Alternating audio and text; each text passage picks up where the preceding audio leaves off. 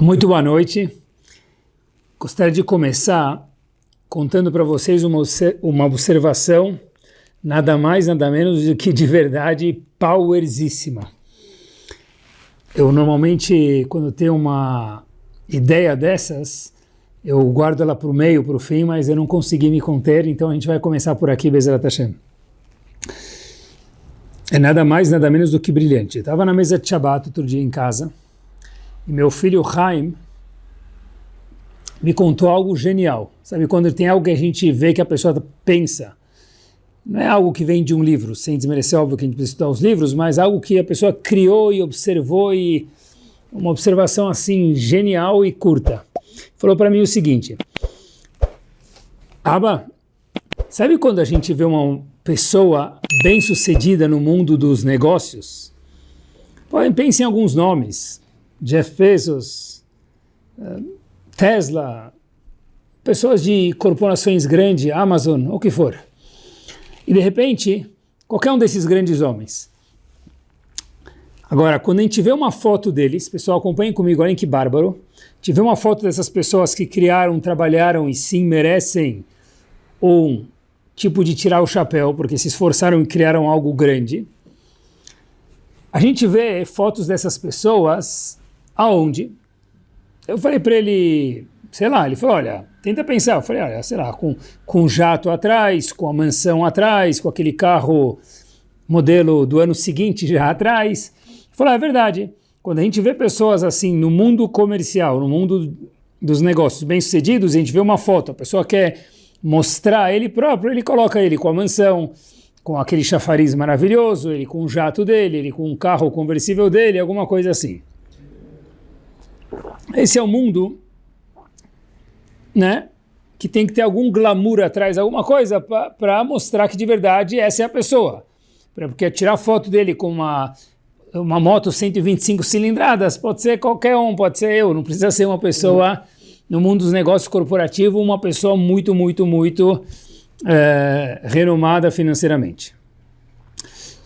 Agora, olha que interessante, pessoal, se a gente for olhar em contrapartida, os nossos grandes homens dentro do nosso povo, do povo Yehudi, vou citar 2 ou 3 nomes, poderia citar 10 nomes, tá? Mas sem desmerecer ninguém, mas os nomes que vêm à minha cabeça. Talvez Rav Steinman, ou talvez Rav Chaim Kanievsky, ou talvez Rav Ovadia Zichrono Libracha, Rabanim, importantes, pessoas que estudaram, deram a vida para a Torá, se esforçaram bastante, cuidaram do povo com muito carinho, o povo Yehudi. Então olha que interessante, pessoal. A gente vê a foto, tenta imaginar uma foto desses homens, do Hafetz Chaim, quem for. Quando eu falo para vocês, quando qualquer um de nós já viu alguma foto desses homens, como que é a foto deles? É esse Rav, que a gente mencionou o nome, ou algum outro Rav importante, e de repente a gente pega e olha para eles e a gente vê esses Rabanim sentados numa mesa simples, numa cadeira muito simples e com um livro estudando. Às vezes até em lugares que na época nem ar-condicionado não tinham, quando muitas outras casas sim tinham. Por exemplo, o Rav Steinman, que a gente mencionou o nome, Zichrono Libracha, a cadeira dele, como eu estou encostado aqui na cadeira, vocês estão vendo, quem está vendo o vídeo, tem um encosto atrás da minha cadeira, vocês podem imaginar, não dá para ver, mas tem um encosto. Na cadeira atrás do Rav Steinman não era nem um encosto, era um banquinho que encostava as costas dele. E tem fotos dele sentado na casa dele, no quarto dele, onde ele estudava. Não tinha nenhuma sala de estudos, era no próprio quarto dele. Rav Chaim Kanievsky tinha uma sala muito simples de estudo, com muitos livros, mas era um lugar relativamente, no mundo da decoração, etc e tal, muito maiusculamente simples. A gente não vê fotos desses homens fazendo milagres, ou uma multidão cantando para eles, levantando para eles, ou talvez eles indo para alguma ocasião, para um casamento e abrindo a porta de uma limusine e o Hafetz Chaim descendo, ou Rav Chaim Kanievsky descendo, ou Rav Ovadia descendo, Rav Steinman, todos eles Zichrono Libracha descendo. A gente não vê isso. Por quê? Porque no mundo corporativo, pessoal, em que observação power, porque no mundo corporativo a gente vê a pessoa com jato, com a mansão, com etc e tal, tudo isso que eles conquistaram de verdade, merecem um salva de palmas. A gente não vê desmerecer, Deus me livre, ninguém, viu? Só pensar e ver a diferença. Já em contrapartida, quando a gente vê Rabanim, óbvio, nas devidas proporções de comparação, a gente vê eles num lugar simples, sentado com um livro, sem nenhum glamour atrás. Mas qual que seria o glamour deles? O glamour deles talvez seria 1000 pessoas levantando para eles, seria eles indo para um casamento, saindo de uma limusine, as pessoas vindo pegar brachá com eles. Não é nem isso a gente vê. A gente vê uma foto muito simples deles. A pergunta é, por que no mundo da Forbes judaica a gente não encontra a mesma coisa que no mundo da Forbes comercial? Essa é a pergunta. E a resposta ela é um pouco que óbvia, mas meu filho me disse algo que significa muito. Olha que interessante, olha que observação maravilhosa que ele me falou. Ele falou o seguinte, pessoal, olha que interessante. No mundo do business, a pessoa é o que ela conquista em volta dela. Então precisa ter a Mercedes-Benz em volta, precisa ter aquela entourage de seguranças em volta, precisa ter o jato em volta, o que for, como a gente mencionou. No mundo da Torá, não é quem está em volta de mim. No mundo da Torá é quem eu me tornei. Pessoal, olhem que power! Que power! No mundo da Torá, na verdade a gente vê isso pelas fotos, né? Então isso pode se chamar assim sem querer. Mas no mundo da Torá, é a foto do Rav, sentado estudando num lugar simples. Por quê? Porque não é o livro, é ele. É ele estudando, é o ele que interessa a gente. Já no mundo do business, mais uma vez, é quantos jatos a pessoa tem, quantos 1000 metros a casa dele tem, quantos seguranças tem, quantas 12 piscinas e jacuzzis tem na casa dele, and so on. Então, olhem que interessante, é quanto eles viraram. Isso que interessa para um Yehudi. E no mundo externo, é quantas coisas a pessoa conseguiu conquistar. Óbvio, pessoal, mais uma vez faz questão de falar que pessoas do mundo corporativo e que conquistaram bastante, parabéns, maravilhoso. Mas, dentro do mundo de Torá, fora o que a pessoa conquistou, e se Hashem deu brachá para ele conquistar, Sarten, usa isso com saúde, e que Hashem mande mais para todos nós com saúde, mas a ideia que tem aqui é que dentro do mundo de Torá não é o que a pessoa tem de propriedades, é o que a maior propriedade é o que ela se tornou, quanto ela própria pessoa cresceu. Quando meu filho me falou isso, eu fiquei boca aberta. Falei, uau, que observação power, simples e profunda e verdadeira demais.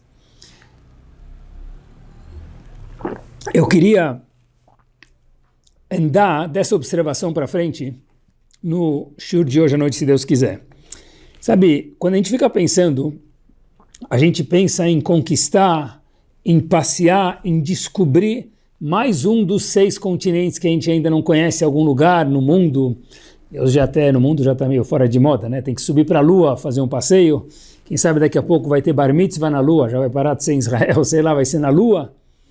Então, dentro do mundo da Torá, a ideia não é cada vez ir mais longe para fora, é mais longe para dentro de cada um de nós. Esse é o nosso objetivo como Yehudim. Queria compartilhar com vocês hoje, se Deus quiser, depois desse starting point, 2 ou 3 pontos, e eu acho que a gente vai abrir aqui uma nova rua, uma nova avenida de pensamentos que a gente nunca pensou sobre elas. Sobre ela, é o seguinte, pessoal. Iov foi um dos personagens do Tanakh, e ele teve uma vida que o Tanakh conta pra gente muito, muito difícil. Iov foi o homem, talvez não, Ramim contou pra gente, o Gemara explica bastante, no próprio Sefer Iov, é um dos livros do Tanakh, conta pra gente que Iov, em português é chamado Jó, e foi o homem que mais sofreu nesse mundo. Teve uma vida não difícil, difícil ao cubo. E óbvio que Iov tinha livre-arbítrio? Tinha, né? Mas sofreu bastante. Já vou entender minha colocação. De repente, aparece um passuco em Sefer Iov, e o passuco diz para a gente o seguinte: quando Iov começou a reclamar e falar um pouco não delicado dos sofrimentos que ele estava tendo, ele saiu um pouco do trilho de emuná, de confiar em Hashem de alguma forma, ele começou a reclamar bastante, em um certo momento. Então diz Hashem para Iov, Lo bedat idaber, vedvarav lo be'asechel. Olha, Iov, você não falou com muita sabedoria e não foi com um cérebro que você falou, né? Por quê? Porque começou a reclamar demais e, tá certo, estava sofrido. A dor sim, mas a reclamação e negar Hashem de alguma forma saiu do padrão que Hashem esperava. Porém, Urashi aponta uma observação na Gemara em Baba Batra, na página 16b. Já falo o que a Gemara fala para vocês, mas antes explico Urashi. Rashi fala para a gente que quando Hashem foi falar que Iov foi indelicado na sua fala, de reclamar dos sofrimentos, está escrito Lobedat Edaber, ele não falou com sabedoria, mas nunca falou que Iov se comportou como um rachá, como um perverso. Iov, de fato, estava se comportando como um rachá, como alguém que não acreditava em Hashem. Por que Hashem não falou que Iov estava se comportando como um perverso, ao reclamar dos sofrimentos? Diz a Gemara, e falou que na verdade Lobedat, ele falou sem sabedoria, mas não que ele foi um rachá, um perverso. Por quê? Amar Rava, diz a Gemara em Baba Batra, página 16b, o seguinte: Mikan she'en adam nitfas al tzaro. Daqui a gente vê, quando uma pessoa está passando um momento de sofrimento, e Iov sofreu infelizmente demais, então na verdade diz a Gemara para a gente, opa, um minuto, daqui a gente vê que Hashem não cobra a pessoa no momento de sofrimento. Por quê? Porque quando Iov reclamou de Hashem, Hashem falou, você não foi sábio na sua reclamação, Hashem em nenhum momento falou para ele que ele se comportou como um rachá, como um perverso. Mas ele estava se comportando como um rachá. Daqui diz a Gemara, já que ele estava sofrendo, Hashem desceu o nível de cobrança dele, por isso falou que ele não se comportou de forma sábia. Mas não chamou Iov de um rachá, de um perverso, apesar que uma pessoa num estado normal, se estivesse falando de forma indelicada com Hashem, seria chamado de perverso. Mas um minuto. Iov em nenhum momento foi forçado a falar mal de Hashem. Então Iov sim tinha livre-arbítrio. Ainda assim, Hashem desceu a cobrança dele por ele estar sofrendo. Por isso que Hashem disse Lobedat. Você, Iov, não se comportou de uma forma sábia, não chamou Iov de um rachá, de um perverso, visto que ele estava no momento. Ou seja, pessoal, a gente acaba de aprender algo aqui na Torá, o seguinte, tem algo na Torá chamado ones. Ones quer dizer que alguém forçou uma pessoa a falar alguma coisa. Se alguém tivesse colocado uma arma na cabeça do Iov, por exemplo, e falado para ele, fala mal de Hashem. Então Iov teria que falar. Ele é uma pessoa que é chamada ones. Ele estava sendo forçado na halachá. Não tinha nenhuma culpa. Porém, aqui nesse caso, Iov não estava sendo forçado, ele estava numa situação difícil, mas nesse caso Hashem também diminui a cobrança dele por entender a dificuldade, a situação difícil que Iov estava passando. Esse é o primeiro caso que a gente aprendeu agora. O segundo caso que eu queria passar para vocês, tem um comentarista chamado Yam Shel Shlomo, Maharshal, Shlomo Luria, em Baba Kama, no Tratado de Baba Kama, ele faz uma pergunta muito curiosa. Ele fala o seguinte, uma pessoa, vamos dizer que A vem bater em B. B está parado, A vem dar um soco nele. Então a halachá é que o B, para se proteger, se precisa, ele pode bater no A de volta. Porque ele não é obrigado a apanhar, ele pode se proteger. Vamos dizer que o B bateu no A, porque ele estava apanhando, ele ia apanhar, então ele foi lá e bateu de volta, ele bateu no A. Mas, olhem que curioso, pessoal, depois que ele terminou de bater no A, e A já não ia mais bater nele, B foi lá e deu mais 2 palmadas no A. Essas 2 palmadas foram gorjeta, foram a mais, foram serviço da casa, não precisava ter batido nele. E nem devia ter batido nele. Pergunta o Yam Shel Shlomo o seguinte, será que ele é chamado um rachá por ter dado esses 2 tapas a mais que não eram necessários para se proteger? De novo, quando um Yehudi bate em outro Yehudi, ele é chamado um rachá, um perverso.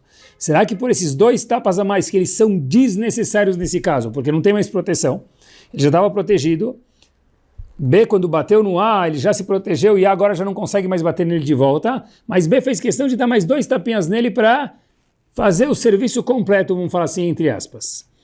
Então pergunta o Yam Shel Shlomo, no Tratado de Baba Kama, será que O B agora é chamado de perverso, porque ele não precisava ter batido nele, esses 2 tapas a mais, que ele bateu nele. Diz o Yamshel Shlomo, En Bodin Rasha, ele não é chamado de perverso. Por quê?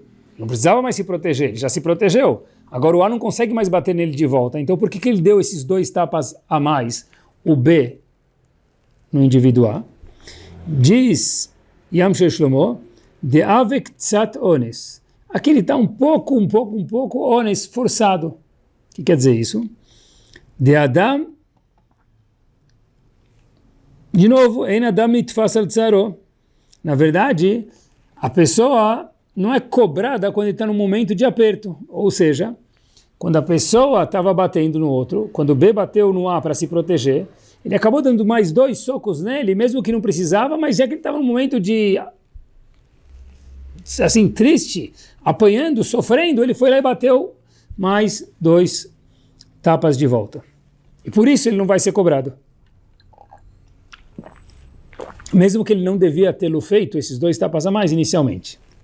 Ou seja, pessoal, olha que interessante, a gente vê desses 2 casos, tanto de Yov, que não foi chamado de Irachá, apesar de ter falado indelicadamente com Hashem, e também desse último exemplo do Yamshel Shlomo, a pessoa está batendo de volta e bater 2 a mais, 2 tapas a mais, que os sentimentos e emoções de cada um de nós, em alguns momentos são tão fortes, devido à situação que a gente mencionou, nessas duas situações, que a pessoa, na verdade, nem é chamada de Irachá. Não é chamado perverso, mesmo que ele fez um ato que, num caso natural, ele seria chamado uma pessoa perversa, Irachá. E mesmo que ele ainda não chegou no nível de chamado ones, que ele foi forçado a fazer isso. A gente vê que o feeling da pessoa, ele é considerado à tona, o sentimento da pessoa ele é considerado à tona dentro da halakha que eu mostrei para vocês. Queria trazer um terceiro episódio e último, para a gente chegar onde a gente quer chegar hoje à noite, se Deus quiser. É o seguinte, a Gemara no Tratado de Sotá, na página 48b, fala para a gente algo muito curioso. Eu escutei esses 2 episódios, pessoal, do Rav Lapiansky uma vez, numa convenção chamada Torah Umsorah. Esse terceiro episódio também, olhem que curioso, pessoal. A Gemara no Tratado de Sotá, na página Memchet Amud Bet, 48b, diz para a gente o seguinte: Kol mi sheyesh lo pat besalo, toda pessoa que tem o sustento dele de hoje, ele tem a parnassá, o sustento de hoje, para pagar as contas de hoje. E ele pergunta, se questiona, ou pergunta para Hashem, ou a pessoa fica preocupada, o que eu vou comer amanhã? Então, a Gemara fala que esse indivíduo, ele ou ela, é chamado Miktanei Amaná. Ele não tem muita confiança em Hashem. Por quê? Ele diz a Gemara, quem falou que ele vai estar aqui amanhã? Se ele acredita que ele vai estar aqui amanhã, aquele mesmo maiúsculo que vai dar vida para ele amanhã, quer dizer, Hashem, também vai dar o sustento dele amanhã. Então, de novo, diz a Gemara, a pessoa que tem o sustento dele de hoje e pergunta o que eu vou comer amanhã, essa pessoa é chamado que ele está precisando fazer um exercício na emuná dele, na confiança nele Hashem. Ele é chamado uma pessoa que tem muito pouca confiança. Assim diz a Gemara no Tratado de Sotá, na página 48b.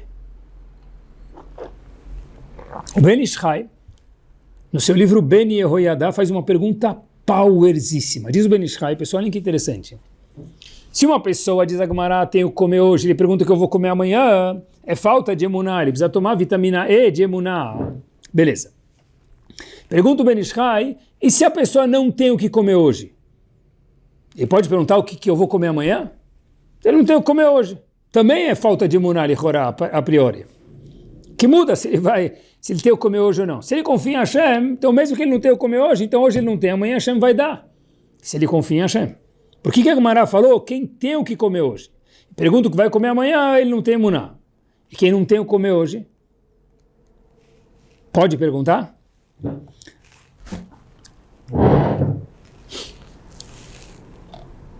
Né? Se a pessoa tem emuná, ele confia em Hashem, assim seja que ele tem hoje ou não. E mais ainda, olha que interessante, na época, então, está clara a pergunta. Ben Ish Chai responde algo maravilhoso. Ele fala o seguinte, tem que ser que quando a Gemara falou, se a pessoa tem o comer hoje, ele pergunta o que eu vou comer amanhã, é porque ele não tem emuná. Daqui aprende o Ben Ish Chai, algo powerosíssimo. Se a pessoa não tem o que comer hoje, então ele pode sim perguntar. Por que, diz o Ben Ish Chai? Leio para vocês, pessoal, uma linha e meia. Vinir ali, deim en lopat besalo. Se a pessoa não tem o sustento de hoje, nimtzahu raev, ele está com fome. Hoje ele está com fome. Veim yomar ma'ochal lemachar, afal pishro diber keogen. E se ele começar a questionar Hashem, o que eu vou comer amanhã, Hashem? Mesmo que não está muito correto, ele devia confiar em Hashem. Porém, aqui em Leashimo, a gente não pode cobrar ele, diz o Ben Ish Chai. Por quê? Mais uma vez, pela terceira vez, a pessoa não pode ser cobrada no momento de dificuldade. Ou seja, se a pessoa não tem o que comer hoje, por isso que a Gemara falou, se o cara tem o que comer hoje, ele pergunta o que eu vou comer amanhã, esse homem, falta vitamina E de emuná, de confiança em Hashem. Mas se a pessoa não tem o que comer, a Gemara não fala isso, mas ele também tem que ter emuná. Diz o Ben Ish Chai, nesse caso está certo que ele tem que ter emuná. Mas se ele perguntar para Hashem, a gente não pode reclamar dele. Por quê? Porque Ein Adam Nitfas al Tzaro. A pessoa não é cobrada no momento de aperto, de dificuldade, de tristeza, de fragilidade. Ou seja, o denominador comum desses três episódios, o primeiro de Iov ter reclamado de Hashem, o segundo daquele indivíduo para se proteger, bateu, B bateu no A, ele deu 2 tapas a mais desnecessários e não foi cobrado. E o terceiro, que a pessoa que não tem comida, ele fala o que eu vou comer amanhã. Nesses 3 casos ele não é cobrado, apesar de não ter se comportado de forma correta, porque dizem os respectivos, a Gemara, o Ben Ish Chai, and so on, como a gente mencionou, Ein Adam Nitfas al Tzaro. A pessoa não é cobrada para o momento de fragilidade, de dificuldade, de aperto, de tristeza. Ou seja, olha que interessante, pessoal.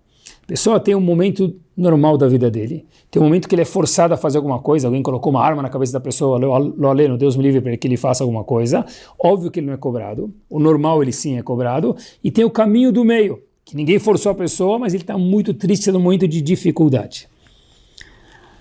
Nesse caso, a pessoa também não é cobrada, apesar de não ser correto, não precisar se comportar assim. Pessoal, o que isso tem a ver com a gente? A gente começou o shur falando que os Gdolim têm fotos deles sentados estudando num lugar simples, porque a maior foto que tem, o maior jato que tem, a maior mansão que tem, o maior conversível que tem é a construção desses grandes homens próprios. Olha como a Torá fala da nossa construção. Fora as curiosidades que a gente aprendeu nesses 3 cenários e engrandeceu nosso conhecimento, tem aqui uma coisa muito importante para a gente, que merece um olhar para nós mesmos. Um must do que cada um de nós tem é a pessoa se autoconhecer. Vou repetir. Uma das obrigações que um Yehudi tem, fora Baruch Hashem, colocar tefilin, rezar, a mulher cumprir as leis das mulheres, and so on, que é muito importante, mas todos nós, homens e mulheres, qualquer Yehudi, tem a obrigação de se autoconhecer. E conhecermos, estarmos sensíveis àqueles que moram e vivem no trabalho, na sinagoga, onde for, na academia, sei lá onde for, à nossa volta. E o mais legal, e às vezes o menos legal, é que isso flutua muito de pessoa para pessoa. Ou seja, olha que interessante, às vezes a pessoa fica mais feliz, às vezes menos feliz. Esses sentimentos que a gente tem, é obrigatório que a pessoa se conheça. Por quê? Porque a Gemara falou para a gente, olha, tem momentos que Hashem falou, eu nem cobro de você tal coisa, como a gente mencionou nesses 3 episódios. Mas isso depende do quê? Depende de como a pessoa está. Se a pessoa nem sabe o que ele está sentindo, como que é possível que Hashem fala para ele, olha, não vou cobrar de você nesse momento de Yov, ou no caso de A, que bateu de volta no B, como a gente falou, ou na Gemara, que falou que a pessoa que não tem o que comer, ele pode até falar para Hashem, quer dizer, não pode, mas se ele falou, ele não vai ser cobrado, o que eu vou comer amanhã, isso não é falta de emuná, de confiança em Hashem. Por quê? Porque, pessoal, presta atenção, se a pessoa fala, eu não tenho o que comer, mas eu sou tzadik, eu não me incomodo. E na verdade é mentira, porque ele sim se incomoda, essa pessoa não se conhece. E a pessoa precisa se conhecer, porque a Gemara falou pra gente que a pessoa não é cobrada no momento de fragilidade. Se ele nem percebe, ou ela nem percebe que ele hoje está frágil, tem algo não correto acontecendo aqui. E o trabalho da pessoa, como a gente falou antes, não é o que está em volta de mim, não é o jato, não é a mansão. Use com saúde. Mas o nosso trabalho o maior patrimônio que nós temos é o nosso crescimento, é o nosso eu. Para isso, nós precisamos nos conhecer. Vou contar para vocês, pessoal, uma história inédita que a gente acha que as pessoas já nasceram prontas, mas não nasceram prontas. E todos têm seu momento de fragilidade de alguma forma ou outra. Momentos no plural. Óbvio que a gente vai contar a história aqui de um dos grandes homens. No nível dele a gente está falando, mas também foi um momento de fragilidade. E isso ajuda a gente a ver o ser humano que está dentro de cada um de nós, composto de muitos sentimentos. Mas para isso a gente precisa se autoconhecer e estar ciente disso. O motorista do grande homem da geração passada, Rav Shach, Zichron Libraha, chefe de Yeshiva de Ponovitch, uma vez contou o motorista daquele homem que ajudava ele a dirigir Rav Shach, quando precisava sair de Yeshiva para ir a alguma fazer, alguma ocasião, alguma alegria, ou o que fosse. Então ele conta que, só para a gente entender antes quem era Rav Shach, para entender um pouquinho a história, me permitam, Rav Shach era um homem que era uma Torá ambulante, pessoal.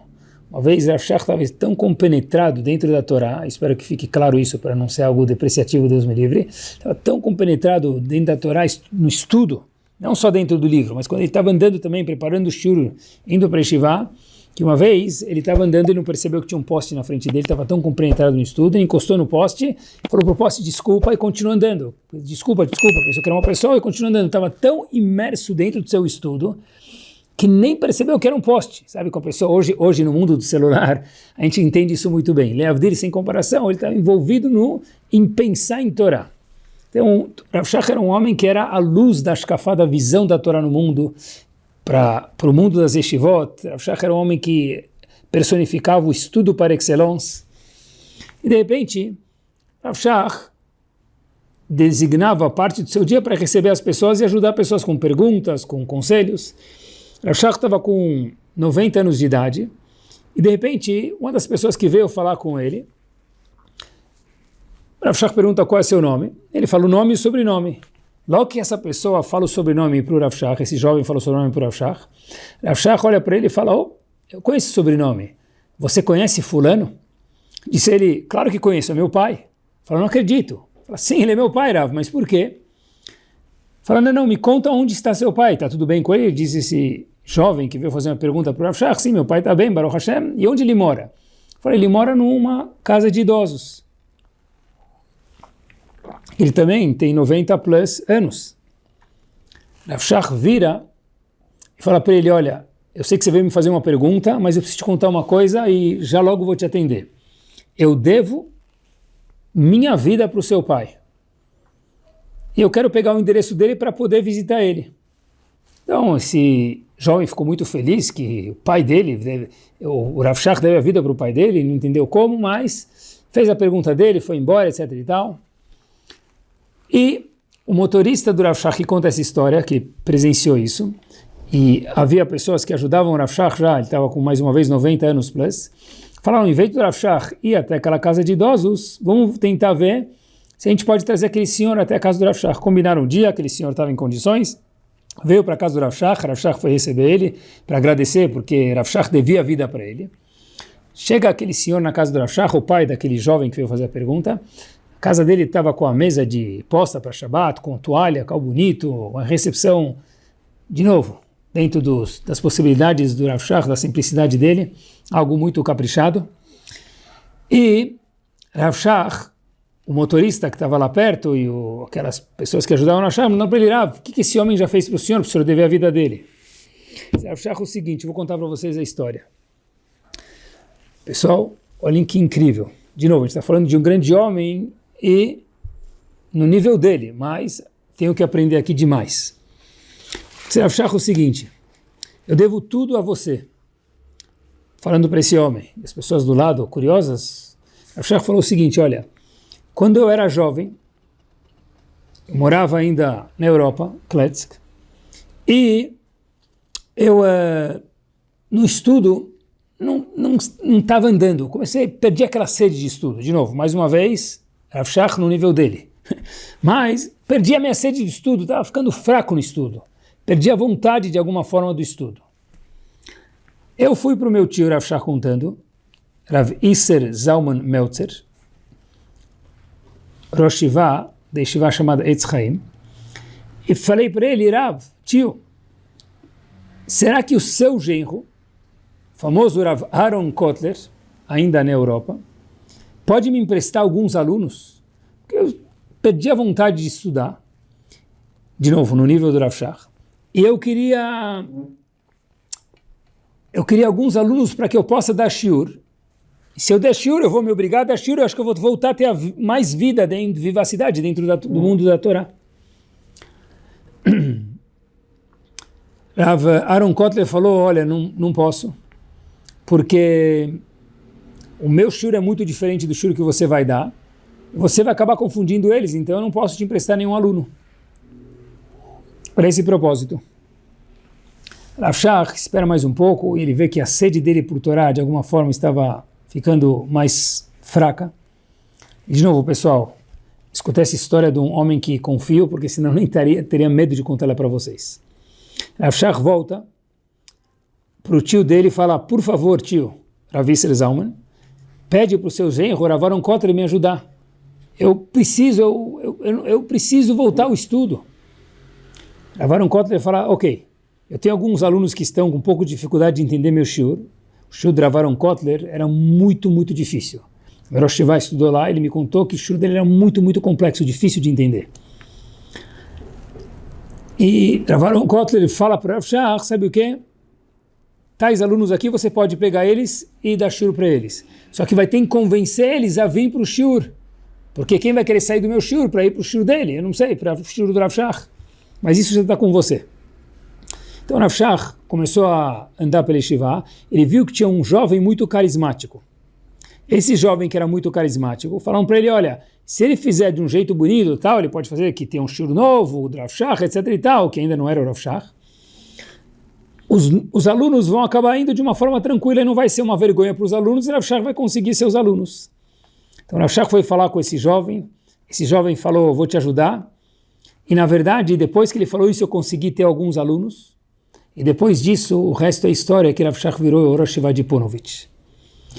Esse jovem que foi carismático e conseguiu convencer alguns alunos para virem para mim, para que eu desse shiur e voltasse minha vida de Torá, foi esse senhor de idade, que agora tinha 90 anos plus, porque a mesma idade do Rav Shach, estudaram juntos, e era o pai daquele jovem que veio fazer uma pergunta para o Rav Shach. Quando eu escutei essa história, eu falei, não acredito. Rav Shach, o homem que personificou a Torá no século passado, na geração passada, o homem que iluminou o mundo de Torá, não na yeshiva dele em Ponovitch, em todas as yeshivot, o homem que era Torá 24 horas e 1 minuto por dia, literalmente, pessoal. Teve um momento que ele perdeu a vivacidade de alguma forma no nível dele, mais uma vez, dentro do mundo da Torá? Sim. Agora, o que Rav Shach fez? Rav Shach percebeu isso em si, não negou os sentimentos, não falou não tem problema, acontece, não sou eu. Foi lá e falou, eu preciso procurar uma saída. Daqui a gente vê, pessoal, que pessoas gigantes também estavam sensíveis ao sentimento. A Torá considera alguém com um sentimento fragilizado diferente de que alguém que está com sentimentos normal. Como a gente trouxe 3 episódios, Ein Adam Nitfas al Tzaro, a pessoa não é cobrada igual quando está num momento de dificuldade. Rav Shach descobriu que estava numa dificuldade e falou, eu preciso de ajuda. Vou pedir ajuda para uma pessoa para ele conseguir alguns alunos, fez toda uma, entre aspas, artimanha para conseguir. E virou, se transformou. Pessoal, no Rosh Yeshiva de Ponovitch, no Gadolador, no gigante da geração.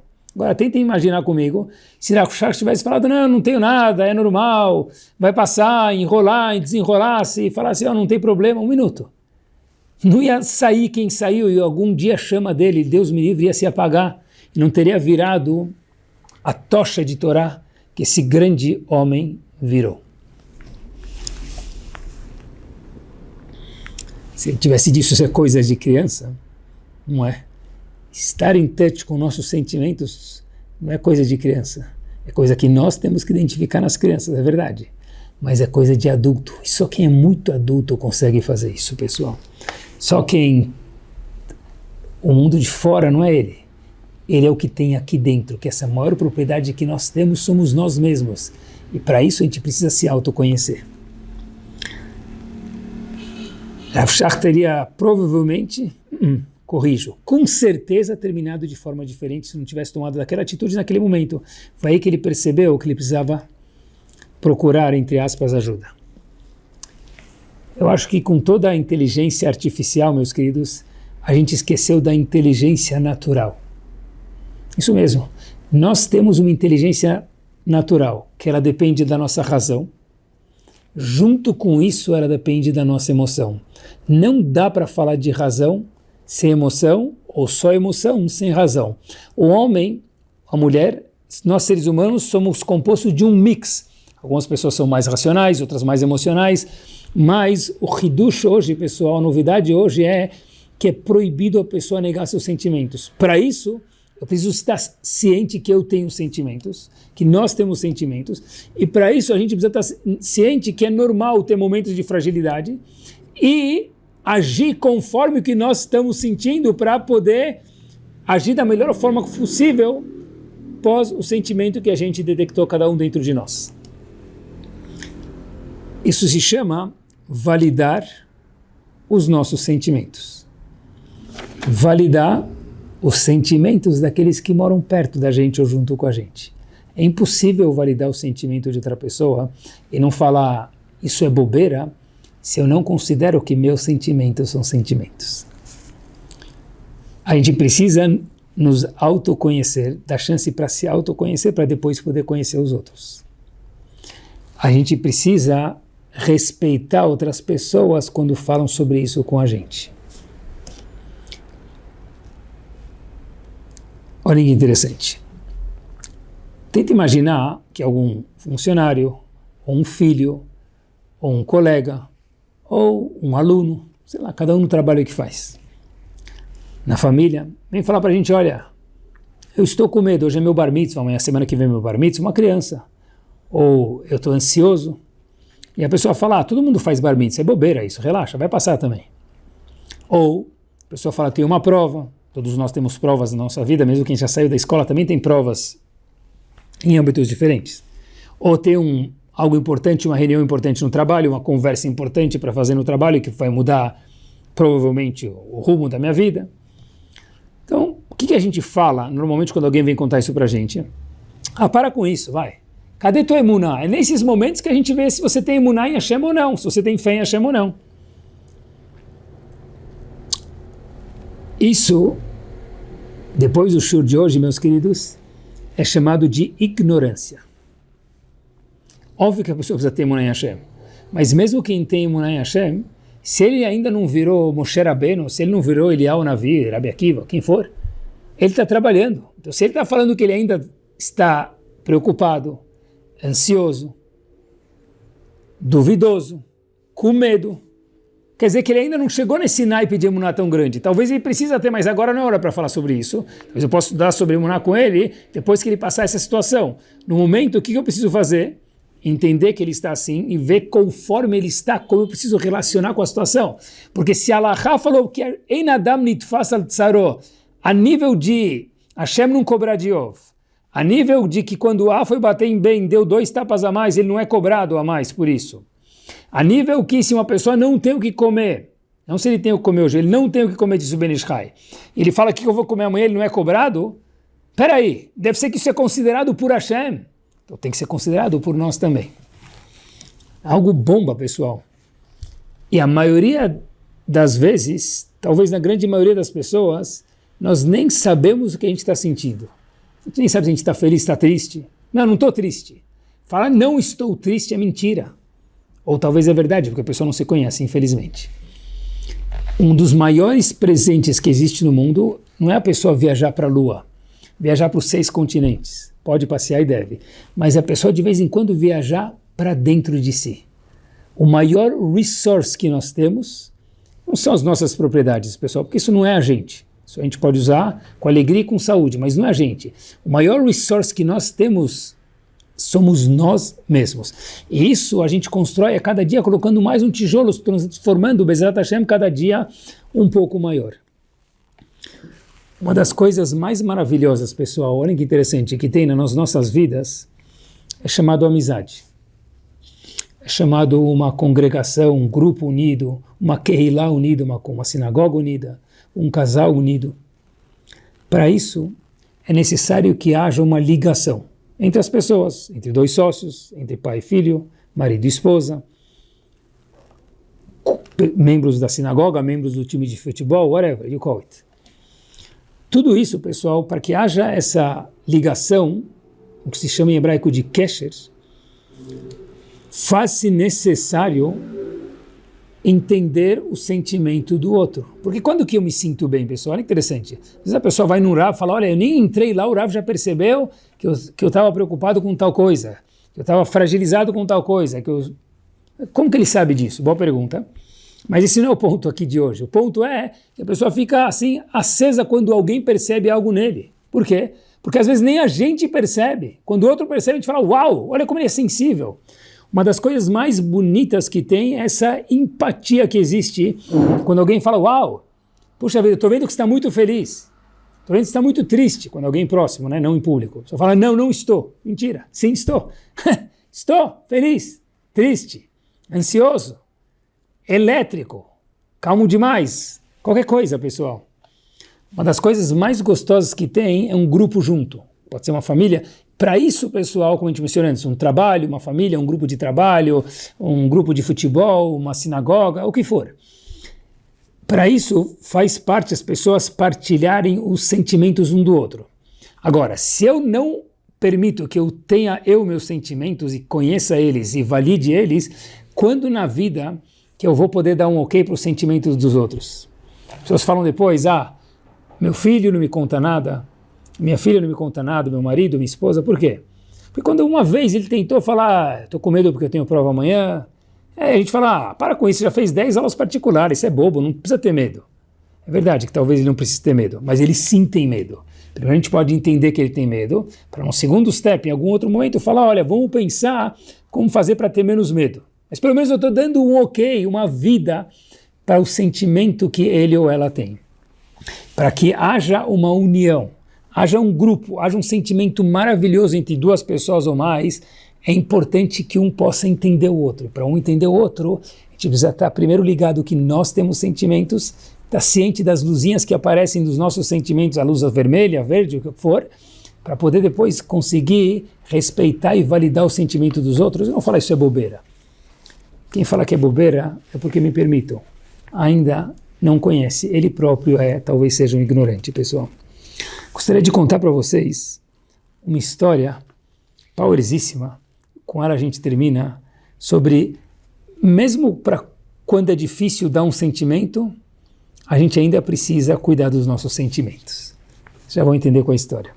Dos grandes homens que houve no mundo da Torá, que tem um livro de perguntas e respostas maravilhoso, é chamado Rav Yechiel Yaakov Weinberg. Ele era um homem que, ele próprio conta a história, que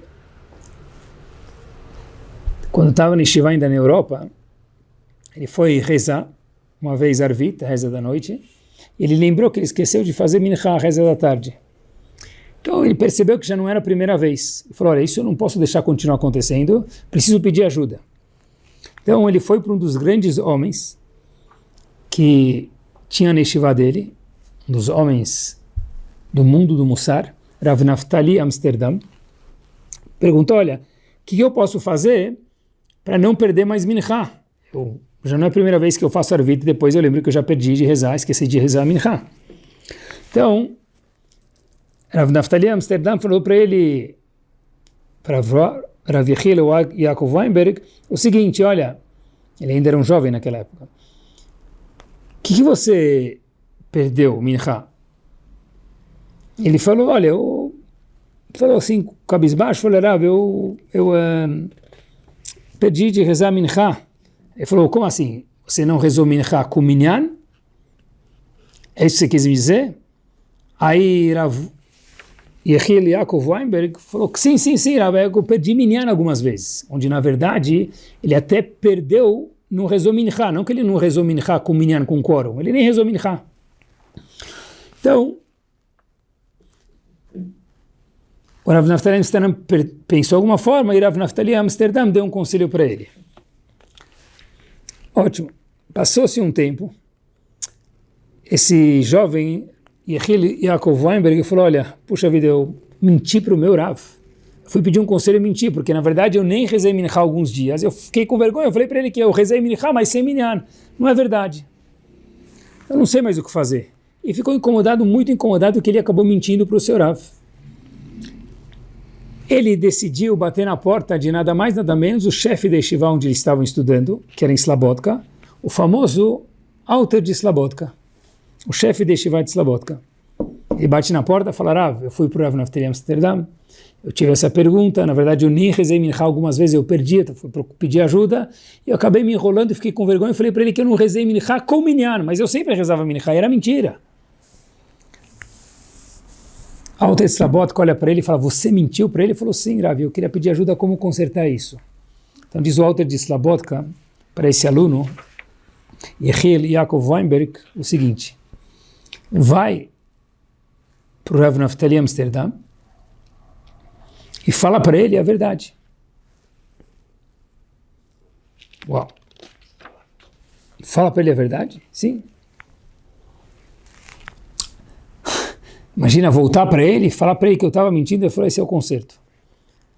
Então esse jovem Yechiel Yaakov Weinberg, que depois se tornou um grande homem no mundo da Halachá e no mundo da Torá, mais uma vez, cada passo que ele dava em direção à sala do Rav Naftali Amsterdam, parecia que ele estava andando quilômetros. Bater na porta dele e falar que eu menti para ele, o Alter de Slabodka me pediu para vir aqui pedir desculpas, é uma situação horrível. Ele começou a andar assim, a mão dele estava chegando em direção à porta, passos e passos, ele criou coragem e foi bater na porta. Na hora que ele vai bater na porta, o menino segura a mão dele e fala, um minuto, o que você está fazendo aqui? Ele falou, não, preciso falar com o Rav Naftali Amsterdam, só faltava ele precisar contar o que ele estava falando para o jovem, ele ia passar uma vergonha horrorosa. Ele falou, o que você quer de mim? Ele falou, não, o Alter de Slabodka pediu para mim te parar um passo antes de você chegar na sala do Rav Naftali Amsterdam. E ele falou, agora não estou entendendo mais nada. Ele volta, esse Yechiel Yaakov Weinberg volta para o Alter de Slabodka e fala para ele, Rav, eu estava indo fazer, eu criei coragem para fazer o que o senhor falou para mim, pedi desculpas para o Rav Naftali Amsterdam, que eu menti para ele, e o senhor pediu para mim voltar, posso saber por quê? Diz para ele o seguinte, pessoal, mesmo quando não dá para fazer o sentimento da pessoa, né? Mas ainda a gente precisa cuidar do sentimento. O que quer dizer isso? Seu Alter de Slabodka é o seguinte, Deus me livre, eu nunca queria te envergonhar. Eu só queria que você soubesse quanto é grave mentir. Eu queria que você tirasse essa midá, essa virtude, essa característica negativa de mentir dentro de você. Eu sabia que você indo até lá, você tem que pensar 1000 vezes sobre o que você fez e ficar com uma vergonha muito grande. Mas eu não queria que você passasse vergonha, porque eu entendo os seus sentimentos. Mas eu também queria consertar esse seu sentimento ruim de mentira. Mas eu não queria que você passasse a vergonha. Como que eu fiz isso? Para isso eu precisava de um alter, do chefe de Yeshiva de Slabodka, Rav Finkel. O seguinte, eu fiz você ir até lá, mas nos 45 do segundo tempo eu pedi para alguém te chamar, voltar, e eu tenho certeza que você aprendeu a lição. Daqui para frente, certeza que você não vai mais mentir. Em contrapartida, eu cuidei de não te envergonhar. Aquele que consegue entender os seus sentimentos, valida eles, se autoconhece, que a maior propriedade somos nós próprios, vive bem com quem vive em volta da gente. Por quê? Porque quem entende os seus sentimentos pode entender os sentimentos dos outros. E quem valida, entende o sentimento dos outros, pessoal, vive uma vida maravilhosa, tranquila e feliz. Semana maravilhosa a todos. Não deixe de nos acompanhar pelo aplicativo Caraguila, no Spotify ou no YouTube. Quem aprende, cresce e vive cada dia melhor.